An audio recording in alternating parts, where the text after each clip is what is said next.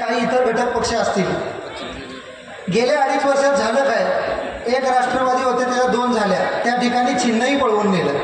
आता तुम्ही मला सांगा, आदरणीय डोनाल्ड ट्रम्प साहेबांना जरी जाऊन विचारलं की हा राष्ट्रवादी पक्ष कुणाचा, तर तेही सांगतील आदरणीय पवार साहेबांचाच आहे. त्याचबरोबर शिवसेना फोडली, त्याचेही 2 तुकडे केले. आता तुम्ही पाकिस्तानात जरी जाऊन विचारलं की शिवसेना कुणाची, तरी सुद्धा ते सांगतील की आदरणीय बाळासाहेब ठाकरेंची शिवसेना. त्या ठिकाणी काँग्रेसही फोडायचा प्रयत्न केला, ते कुठं थोडंफार सक्सेसही झालं.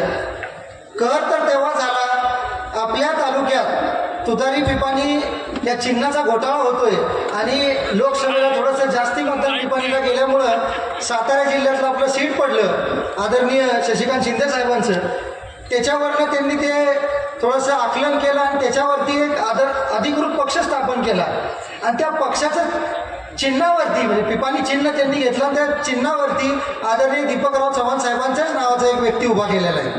हे सगळं कोण करतंय, आपण एक लक्षात घ्यावं. आपल्या तालुक्यात राष्ट्रवादीवरचीच राष्ट्रवादीच निवडणूक आहे, पण ह्याची मजा कोण सगळं बघतंय, तर भाजप बघते, दुसरं कोणी बघत नाही. तेवढाच एक पक्ष शाबूत राहिला.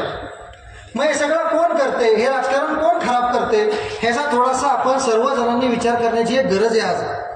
आज 2024ला निवडणुकीला सामोरं जाताना विधानसभेच्या माझ्या समोर बरीच ज्येष्ठ मंडळी इथं या ठिकाणी बसलेली आहे. आदरणीय अरविंद मेहता साहेब पण इथं डाव्या साईडला आहेत माझ्या, ते कराडवरनं आलेले आहेत स्पेशली.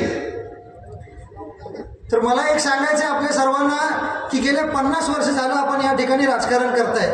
आपण त्या ठिकाणी आदरणीय हनुमंतराव पवार साहेबांचं राजकारण बघितलंय, त्याचबरोबर आदरणीय कृष्णचंद्र भोईटे साहेबांचं राजकारण बघितलंय, त्याचबरोबर आदरणीय चिमणराव कदम साहेबांचं राजकारण बघितलंय, त्याचबरोबर आदरणीय श्रीमंत रामराजे महाराज साहेबांचं आपण राजकारण आता बघतोय, त्याचबरोबर बंटीराजे खर्डेकर असतील, आदरणीय दादाराजे खर्डेकर साहेब असतील, उत्तर कोरेगाववरनं माणसं आले त्या ठिकाणी त्यांनी आदरणीय शंकरराव चव्हाण, आदरणीय शंकर अण्णांचं सुद्धा त्या ठिकाणी राजकारण बघितलेलं आहे. मला तुम्ही सगळ्यांनी सांगावं, त्या ठिकाणी मी आवर्जून अजून एक नाव घेतो, आदरणीय हिंदूराव नाईक निंबाळकर काका. त्यांना मी मुद्दामून काका म्हणतो, हे मी नंतर सांगेन. परंतु तुम्हीच मला सांगा, कधीही असं होत नव्हतं, हे कधी ना कधीतरी एकामेकाच्या विरोधात लढलेली मंडळी आहे सगळी. त्यांनी एकामेकाच्या विरोधात स्टेजवर उभा राहून एकामेकाची मापासुद्धा काढल्या त्या ठिकाणी.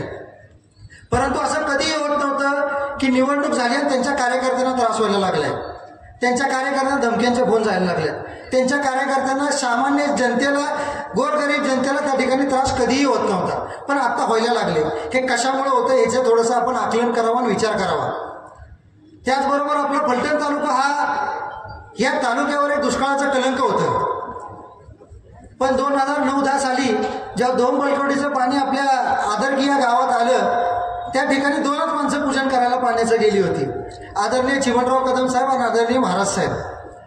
मग तुम्ही मला सांगा, जे 2009 साली पाणी आलं, आपला कलंक पुसला गेला, आता 2024 मध्ये त्याचं श्रेय घेऊन कसं चालेल आपल्याला? थोडासा कॉमन सेन्स लावा. त्याच्यामुळं अशा कुठल्याही भूलथापांना आपण बळी न पडता येत्या 20 तारखेला आदरणीय दीपकराव चव्हाण साहेबांना बहुमताने एकच नंबरला त्यांचं नाव आहे आणि एकच नंबरने त्यांना निवडून द्या. तुतारी वाजवणारा माणूस हे 1 नंबरला चिन्ह आहे आणि त्या ठिकाणी बटन दाबून त्यांना बहुसंख्येने बहुमताने विजय करून विधानसभेत पाठवा, एवढीच माझी सर्वांचरणी प्रार्थना राहील. जय हिंद, जय महाराष्ट्र.